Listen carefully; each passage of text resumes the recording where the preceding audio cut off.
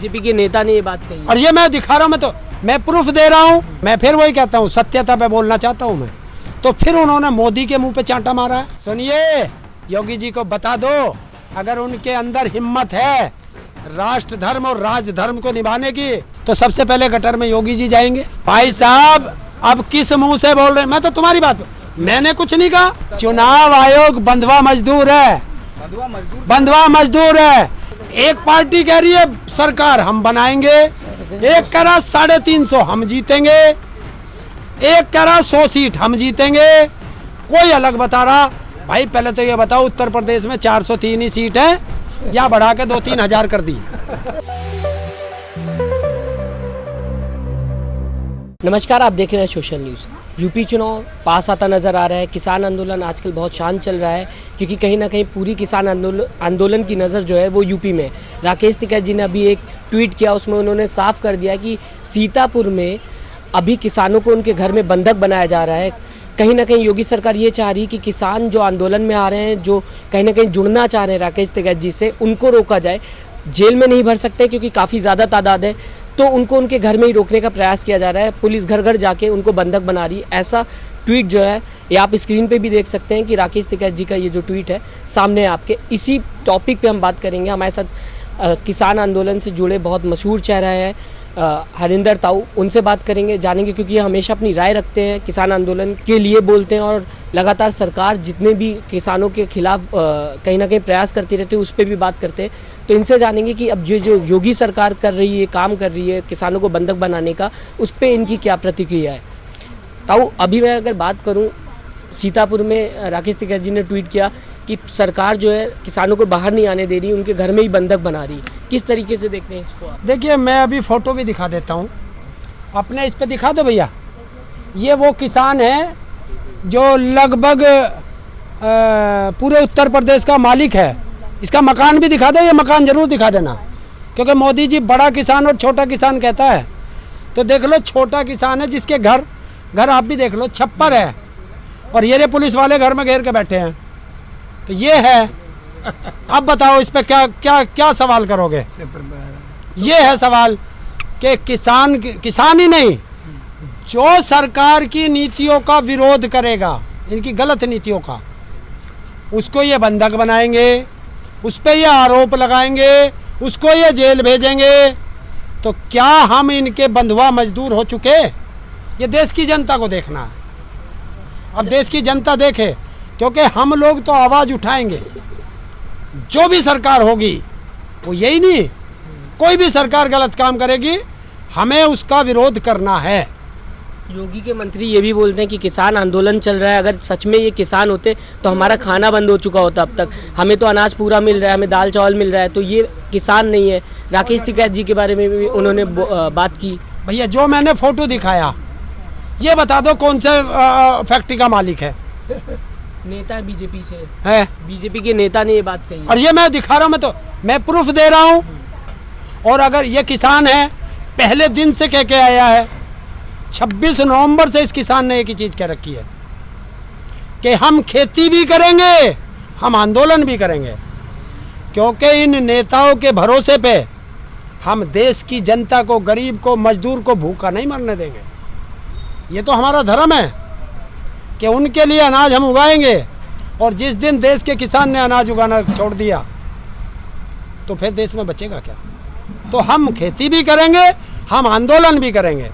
अच्छा, अगर बात की जाए, अभी ट्विटर पे ट्रेंड चल रहा है कि मोदी जी को बदलना चाहिए, किस तरीके से देखते हैं इस ट्रेंड को आप? देखिए भाई, युवा तो रोजगार भी मांग रहे थे, पीएम बदलने की मांग कर रहे हैं और ट्रेंडिंग पे आ गया ये। तो आपने देखा ना ट्विटर क्या होता है ट्रेंडिंग। 520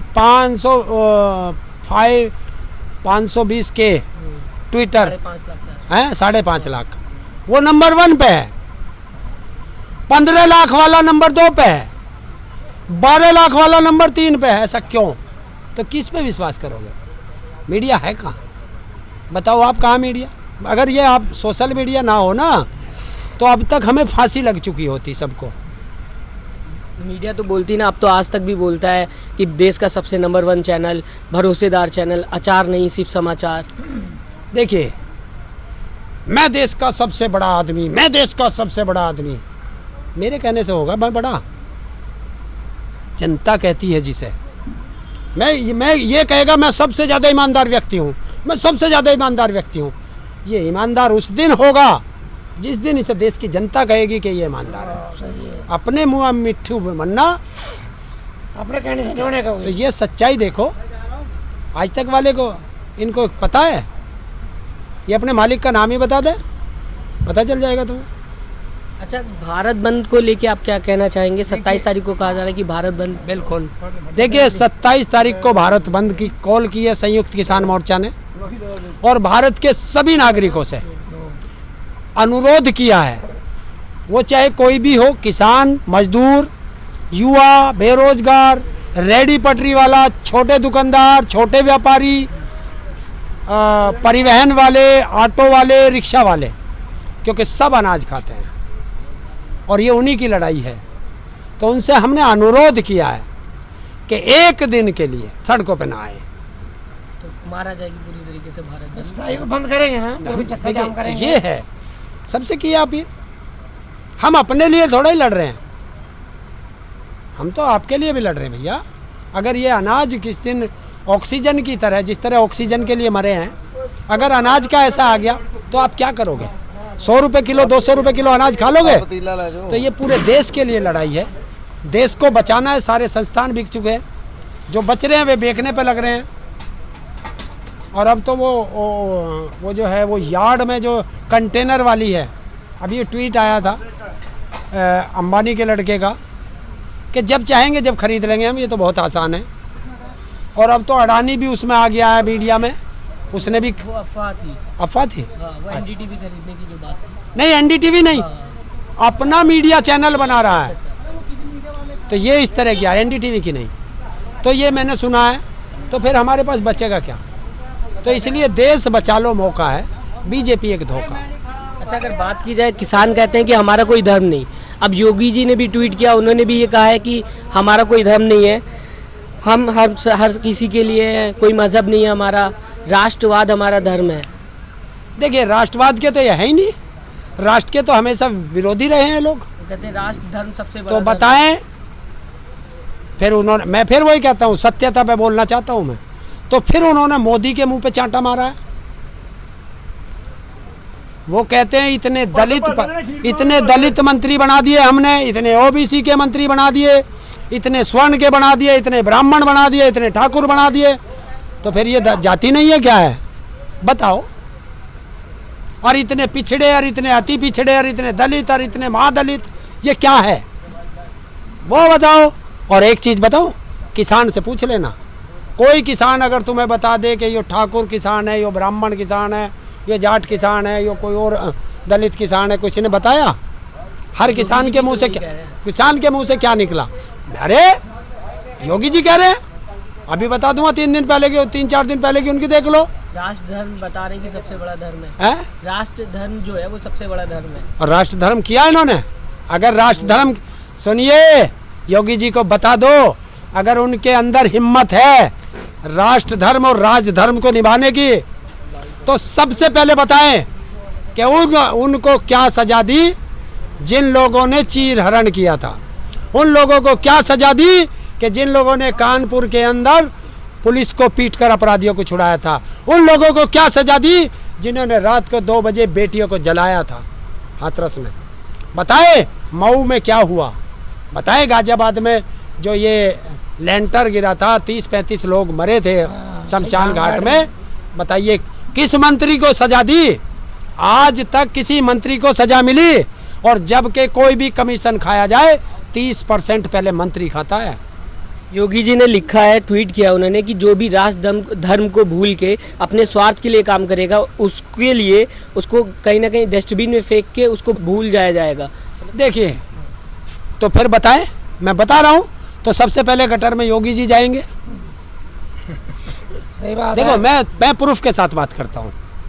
सवाल आपका होगा, उस पर प्रूफ के साथ जवाब दूंगा।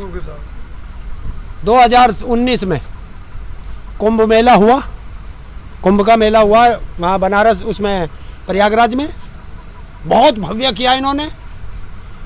और ना मेरा आरोप है, ना किसी राजनीतिक पार्टी का आरोप है, ना किसी एक्टिविस्ट का आरोप है। सीधा इल्ज़ाम है सीएजी रिपोर्ट का। सीएजी कौन करती है? सरकारी एजेंसी, वो तो हमारी नहीं है। सरकार केंद्र में भी इनकी, राज्य में भी इनकी, तो वहाँ तो हमारी नहीं चलती। सीएजी की रिपोर्ट है कि उत्तर प्रदेश में अगर सबसे बड़ा घोटाला हुआ है तो वो कुंभ में हुआ है, जिसमें 36 ट्रैक्टर खरीदे गए, 36, और ट्रैक्टर एक भी नहीं।